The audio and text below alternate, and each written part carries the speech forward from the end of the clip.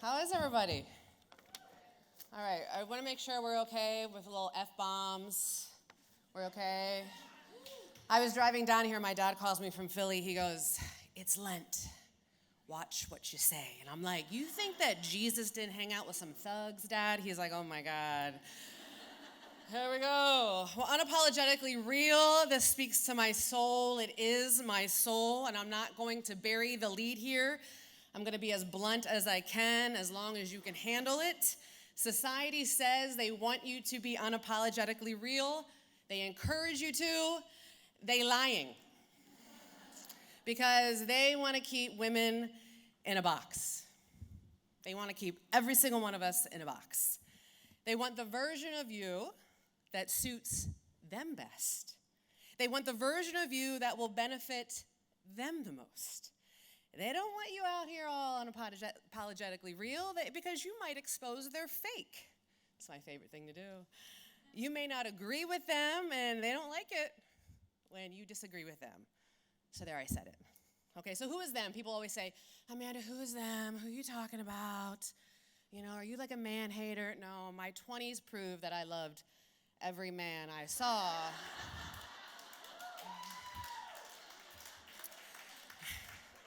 Don't get married till like you're in your 30s, I'm telling you. I'm really gonna have to go to confession after this one. I'm talking about the haters, and the haters are usually members of the boys club. And the women who are participating members of the boys club, simply because they are threatened by us who are living unapologetically real. I have a little experience in this. 20 years of working in the boys club of television news. And I had a couple of moments a few years ago when I hit the wall and when I realized I was tired. And they said, "How are you tired? You've only been doing this for 20 years. The great Ron Steele has been doing it for like 40. But when you're a woman in that business, it's like dog years. So I had been doing it for 140 years. I had been fitting in this box. It was the box that was given to me. Wear your hair like this, color it like this, wear this kind of dress, pink this shade of lipstick. Don't rock the boat, come in, read the prompter, Amanda. There were invisible puppet strings attached to me. And everybody else was the puppet master. Yeah, you're not gonna watch YWCA after this. I like KCRG actually better. Ladies, we've all been given that box to fit in ever since we were little kids, right? Ever since we were little girls in the playground. We were called what? Bossy. And in a game of Red Rover, I said something, "Oh, Mandy, you're so bossy." Little Travis Wilderman said it, "Oh my God, he's such a leader." I'd like to take those MFers out with a little game of Red Rover today, you know? Real therapeutic. We're labeled as troublemakers. We're handed a broom. So I'm gonna share a little bit of my story here. I am a Sicilian from South Philadelphia. I was raised out the womb to take no shit. I graduated from college and walked into my parents' bedroom on a Tuesday, and I said, "I got a job in TV news. I'm moving to Amarillo, Texas on Sunday." My mom's like, "Where the hell is Amarillo, Texas?" I said, "I have no idea, but I'm going on Sunday." Has anybody ever been to Amarillo, Texas? Okay. My first sight, I swear on my life, pulling into Amarillo, Texas from South Philadelphia, is a man in the drive-thru of Dairy Queen on a mother effing horse. I called my dad. I said, "I have no idea where I am, but I have to come home." Like tumbleweeds, like blowing on my car. It was insane. I actually love Amarillo, Texas. There was a bar that we would go to. It was called Midnight Rodeo. The nickname is called Ropaho. Yes, very, very female empowerment. But I walked in, and it's set in two.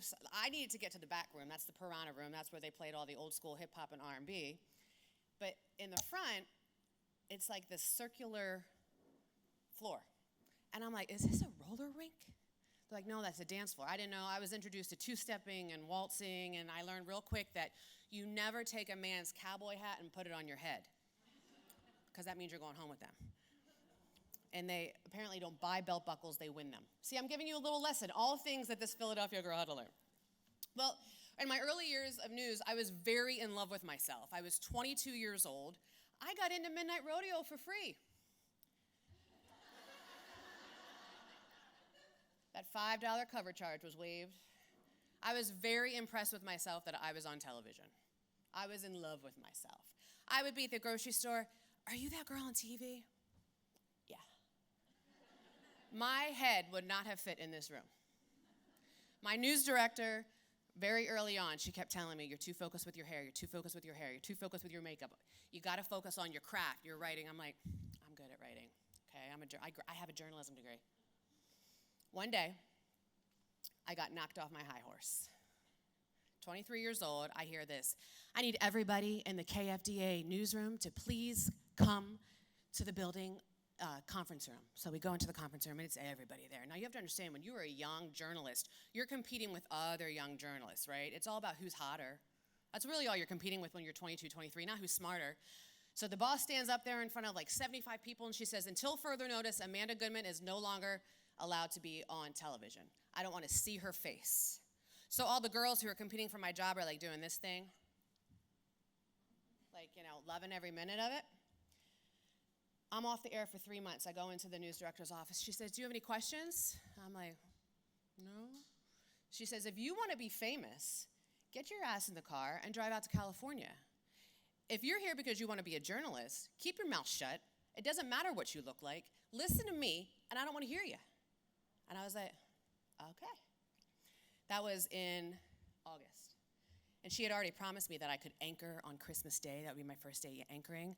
And I said, but you told me that I could, anchor on Christmas. Can I still do that? And she's like, I guess. She's only doing that because nobody wants to freaking work on Christmas. But after that was the best thing. I'm sharing that part with you because that was the best thing that ever could happen. That was what changed my life, that moment. Because who knows where I would have been if that female was not a mentor, and if I didn't hear her, if I didn't suck it up and say, you know what I don't know. So almost after a decade of bad choices, or some really good choices in Amarillo, Texas, and a hell of a lot of fun, I met my future husband in the building. He was the new anchor for Telemundo, and he looked like Andy Garcia. Yeah, right? Yeah. I told him when I first met him, I was like, yeah, that little accent shit is not going to work on me. It worked. I fell in love with him because he didn't know who I was, and he didn't give a shit who I was. He did not. Now he can't even put my picture in his office because people either really like me or really hate me, and he's a banker. He's like, I can't close this loan anymore with your face on my desk. So thanks, honey. Okay, so shortly after I was married, I got pregnant, and I gained 98 pounds with Gia. I'm Sicilian. We eat. Actually, it was Taco Bell. Like, all of my kids should be named after menu items. Like, this is my daughter, Chalupa. This is my son, Nachos Grande. And after I had Gia, the consultant came in and said, you need to lose weight. How soon can you lose it? I said, well, it took me 9 months and unlimited buffets. She said, great, you have 3 months. 98 pounds I had to lose in 3 months. So they sent me to a weight loss clinic where I had to drink those drinks and eat like a gerbil. My biggest treat of the day was like Melba toast. Have you had that? That shit tastes like cardboard. I was skinny, but I was starving and I was miserable. It's also where I became addicted to laxatives. Ever had those? Those are fun. I would take them the night before weigh-in because the number on the scale would be emailed to the news director and the consultant. What I weighed. Now remember, when I first got into the business, I was told not to worry about my appearance. But now when I became the main anchor, it was all about appearance. The cycle continued when I moved to North Carolina. We wanted to move closer there. My husband's family lives on Long Island. My family is still in Philadelphia. I'm like, this will be great. Okay, side note, Yankees do not belong in the South. They're not over the Civil War. I finally got a t-shirt that said we won, but whatever. I really pissed off management when I was there because I was only there for 3 months when I found out I was pregnant again. And this is what they said to me in an email, quote, we are concerned you will no longer look like the image we signed a contract with. Don't worry, they found a way to capitalize on that. They went live from my hospital room after I had my son Nico, where I was laying in the hospital wearing my grandma pad with the mesh underwear, plastering a fake smile on my face, telling the viewers how much I miss them. On my 4-week maternity leave that I was given, 4 weeks, I had to go live from our nursery room every morning at 5 a.m. for the morning show. I had no choice. And at the time, I thought, oh my God, this is awesome. They want to keep me involved. They miss me. No, they were exploiting me to make a profit. It was about a year later. I'm 32 at this point. Everything is still high and tight, 32. It's a good age. I'm at Disney with a family when the phone dings, and it was like that ding, when like the Griswolds, when their family comes, like, dun-dun, like it, So I know it's somebody from work. It's from the station consultant, and the subject line reads, bangs or Botox? And there was nothing in the body of the email. So I responded in the most eloquent way that I could. Huh? He responds in bold, capital letters, which you want to start a fight with me? Put some shit in bold, capital letters. You need bangs or Botox? I was speechless, but yet again, I knew I didn't have a choice. I haven't had bangs since I gave myself that bowl cut back in '83, so I booked myself an appointment for Botox. I mean, I love the shit now. But the fact I had an older, fat, wrinkled man telling me that I needed to fix my appearance really sent me over the edge. Not to mention my co-anchor at the time was in his 70s. He has clear signs of wear and tear, bless him, probably about a good 50 pounds overweight. Not one person ever said anything to him. He was working in the newsroom or out in the field covering a big story while they flew a 22-year-old to have a 4-hour makeup tutorial with me in the station, in the studio. Legit. Her makeup routine she wanted me to do took 4 hours. Honey, if it can't be done in 10 minutes, take me out back and take me down like Old Yeller. Like, I'm out. Like, she told me, your nose is too big, Amanda. We need to contour that off a bit. This is my grandmother's Sicilian nose. It is my trademark. After I had Nico, I was given another deadline to lose the weight. This time, I was allowed to go to Weight Watchers. I'm in the freezer section of Weight Watchers, and I hear this. Good for you, good for you. And I'm like this. Let this bitch be talking to me. She said, oh, Amanda, you're as big as a house, bless your heart. You know what bless your heart really means in Southern speak? So I looked at the woman, I said, oh, no, bless your heart. As I walked away, she and another woman were talking about how wide my ass was, and they could never tell on TV because I do my job so well, even with a big ass. So I started having disagreements with the news director, and rather than covering hard-hitting news stories, I was told to write a mommy blog about the snacks I feed my kids or how to get grass stains out of clothes. I said, I throw the shit away, or they wear them with grass stains on their clothes. I don't know. And they responded, why are you such a problem? In North Carolina, I was told that they wanted their female lead anchor to have a different look. At that time, they were told me I was too blonde and I was too vocal. So my agent called, and when I say agent, it's really not that impressive. I was too lazy to make my own tape. I hired somebody to make a tape. He said, there's a job in Iowa. So I did the whole Ohio, Indiana. I'm like, Iowa, huh? And I loved Iowa. It was great for a while. But the awakening was happening. It was coming. I was suffocating for years. I was allowing this unacceptable behavior around me out of necessity and fear. If I did not adhere to all the rules or expectations, the weight, the makeup, the contouring, the hairstyle, keeping my mouth shut, there was a long line of younger and prettier women behind me.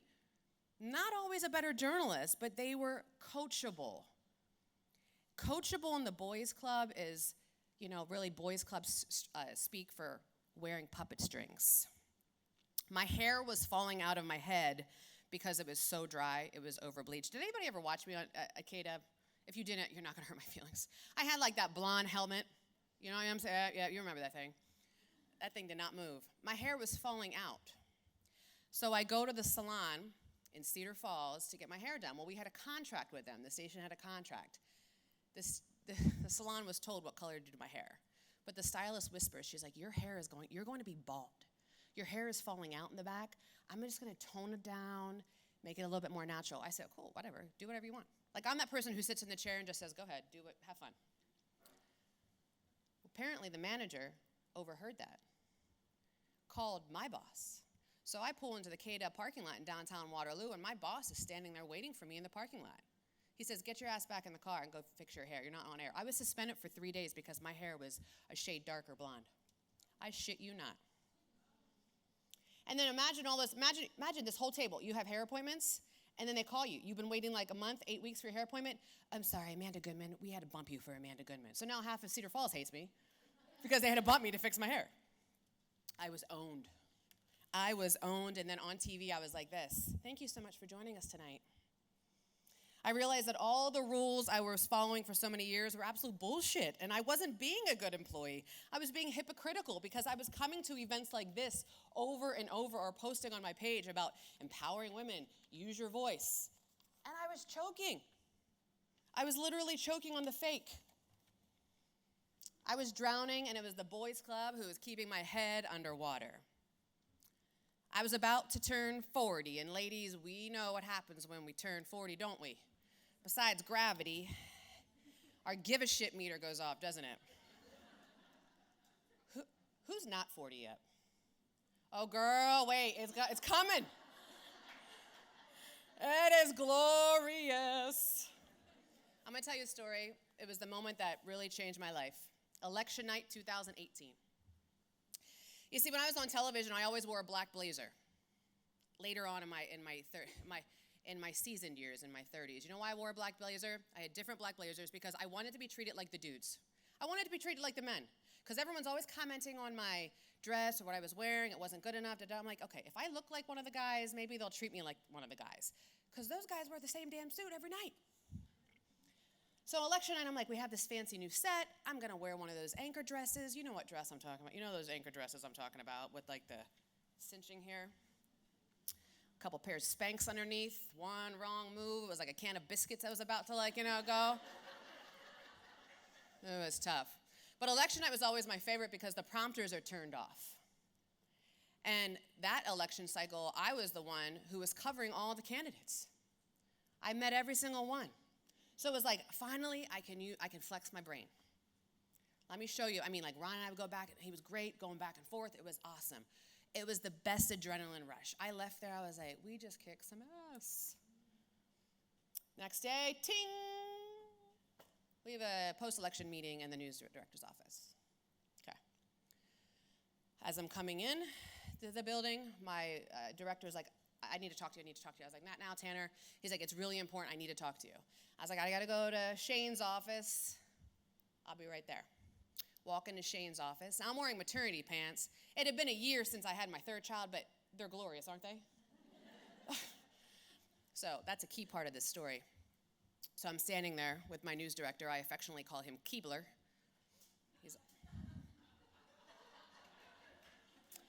So I'm standing there. Ron comes in. Schnack. Rick Coleman's behind me.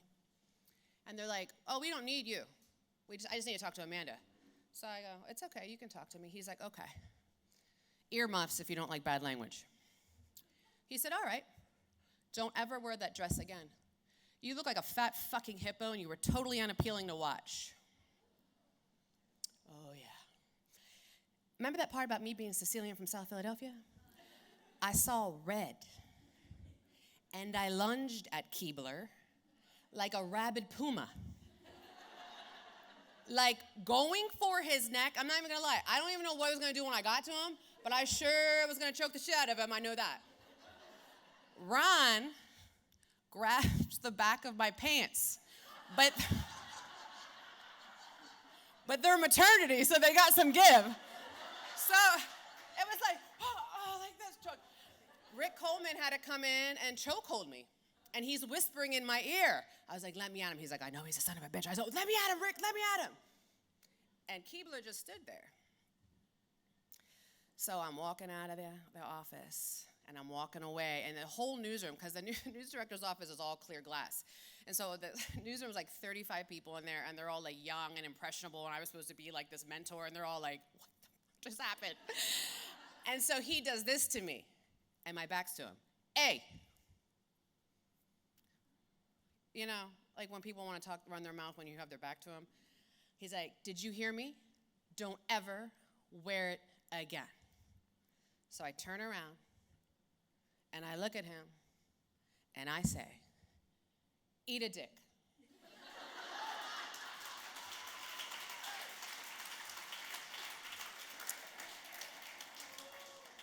And he said, excuse me? And I said, eat a dick.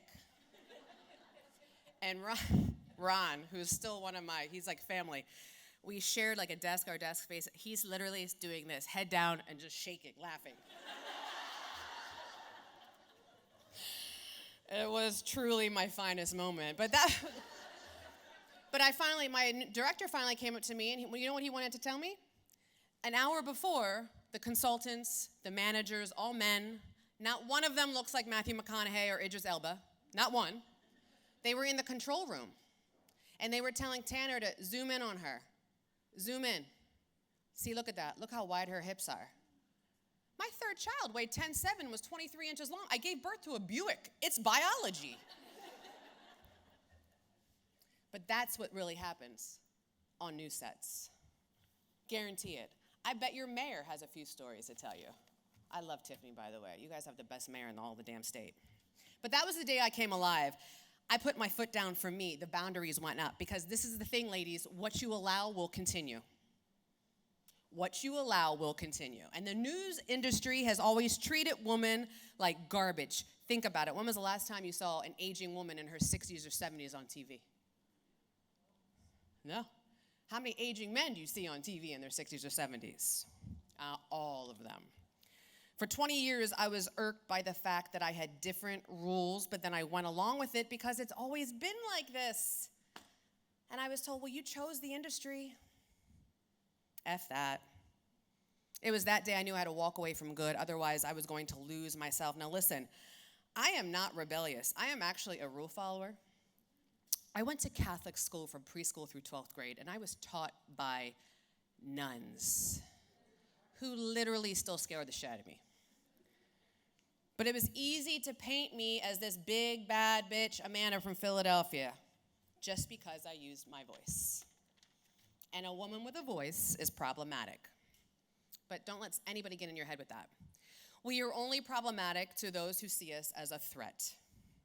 Let me share some of the things I voiced my displeasure for that made me a problem. Changing the side of the anchor desk where I stood. For instance, at that television station in Waterloo, the female anchor would stand over here, and the male were here. And we had that fancy new set. When we would go to talk to the meteorologist, we would go like this, and the meteorologist would be over here. We have to change where you sit, Amanda. Your backside is too large, and you're covering up Ron. Ron's 5'1". That's why they moved me. Because they didn't like the way I looked when I would turn my back to the camera. Weighing in.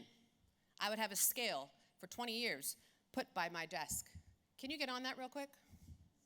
One night I was feeling real feisty. I was holding a burrito from Taco Bell, and I stood on it.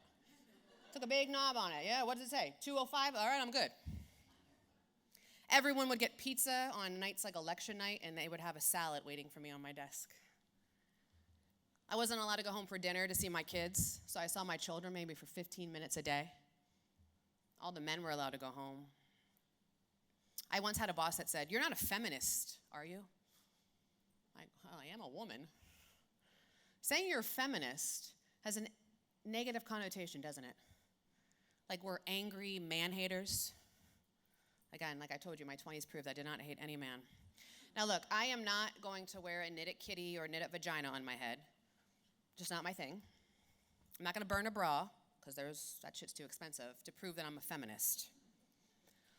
I want everyone in this room to be a feminist when you leave here today. If you're not, I need you to have the men in your life to make sure they're feminists. I want to make sure you're raising sons and daughters who are also feminists, because all we want is this. Thank you. I don't need more than a man. I'm not asking for more than. I'm just asking not for less than. Just because I'm a woman. I want to be described the same way as my male counterparts are described, passionate instead of emotional. Do you know that Keebler once said asked me in a meeting, "You're so emotional. Are you on your period?"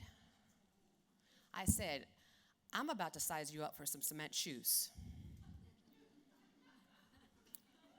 If you know what that means, you know.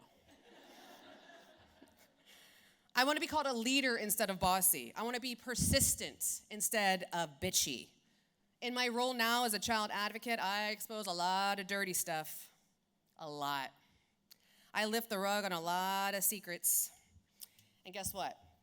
It's always the people who have the right last name, the deep pockets, and oh, do they come for me.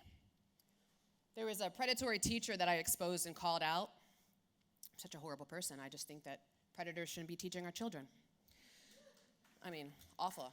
A few days later, I got a letter in the mail, and it was anonymous, and it was like, had magazine letters cutting out, like The Bodyguard. I was like, if I start singing Whitney, will Kevin Costner appear, or what's going to happen?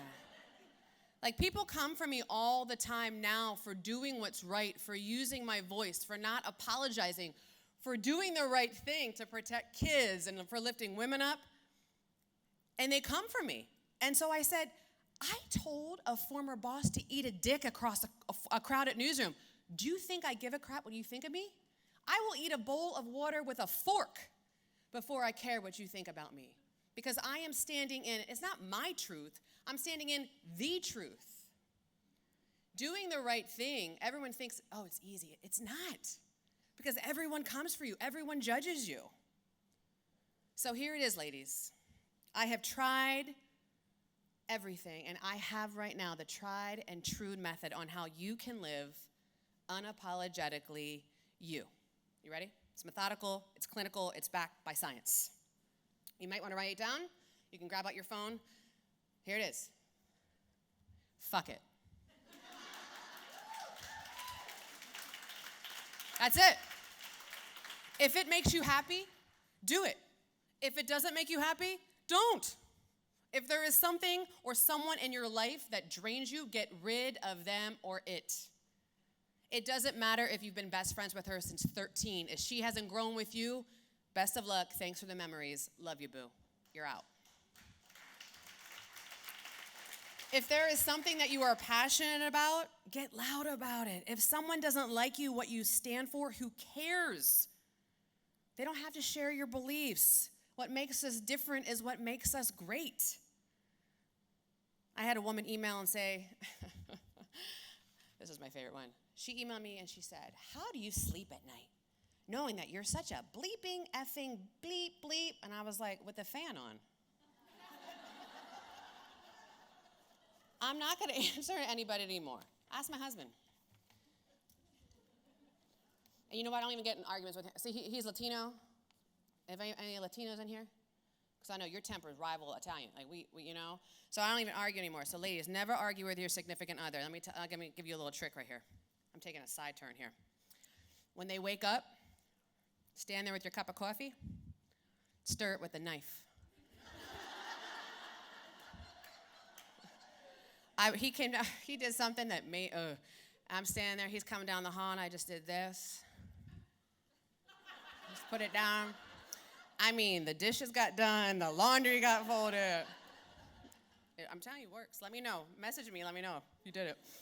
We as women, we complicate things. We try to have everything planned out. The speakers earlier today, they nailed it. We plan everything out every second of the day. We plan in a way that we think that we're supposed to be, right? Like I looked at my mom and my grandmother, I was like, oh, I'm supposed to look this way or act this way, or I can't, can't say the F word. Here's the thing. If you want to get Botox, do it. If you don't. But don't judge others who do. If you want bigger boobs, get them. If you want to get a tattoo, get one. My mom told me she burned my tattoo off with a match. Now I have 18. Who's going to check me, boo? If you're at 41 like I was and you want to get your nose pierced, get your nose pierced. If you want to go to Hy-Vee with oversized sweats, no bra, and no makeup, go ahead. I always love doing that because people are like, are you a man? I'm like, yeah, what's up? Hi. Or they'll say, like, my best friend is Tara Thomas, because she and I always get confused for each other. Thank God we like each other. They're like, are you Tara Thomas? I'm like, yeah, I'm having a rough day.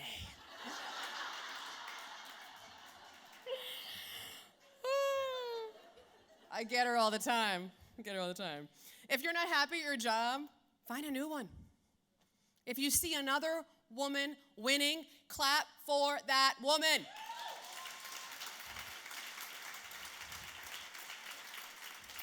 Her success does not take away from yours. It's not pie. If you see another woman failing, don't laugh, don't talk about her, help lift her up, even if you don't know her. The other day I was getting roasted in a meeting, like roasted by this guy, like this man. Y'all are like pressing your luck with me these days. And this woman leans over to me, you know what she says? I like your side part. And I was like, that's the nicest thing anyone's ever said.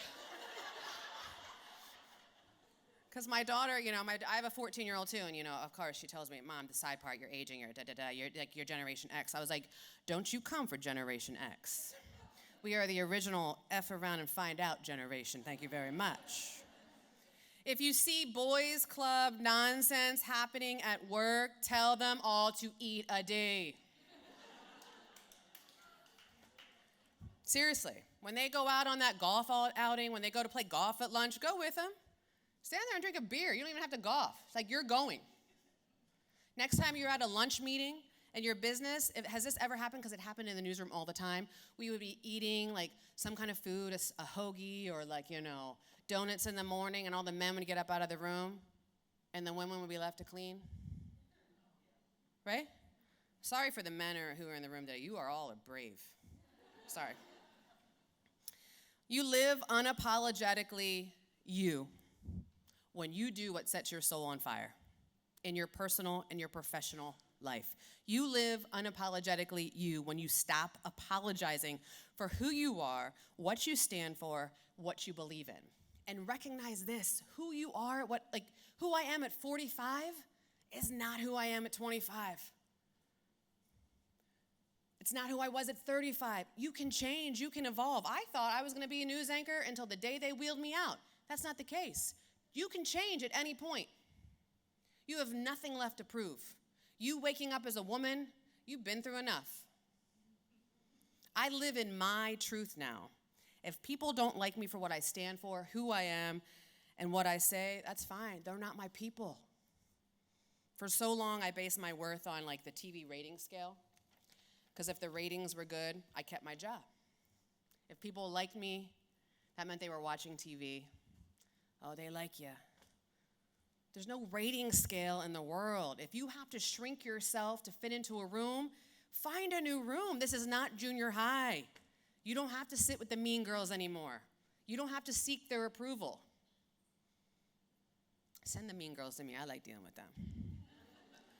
I want to close up. I want to share something with you, and I encourage you to put it in your office, in your bedroom, your bathroom, in your car. I want you to read it every day. It used to be called the man in the arena.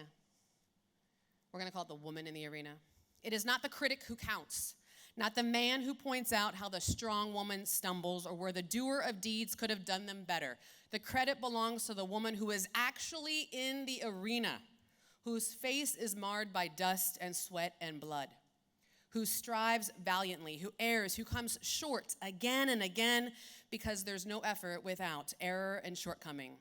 But who does actually strive to do the deeds, who knows great enthusiasms, the great devotions, who spends herself in a worthy cause, who at the best knows in the end triumph of high achievement, and who at the worst, if she fails, at least fails while daring greatly, so that her place shall never be with those cold and timid souls who neither know victory nor defeat.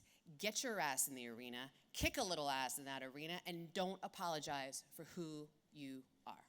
Thank you for letting me have you. Thank you.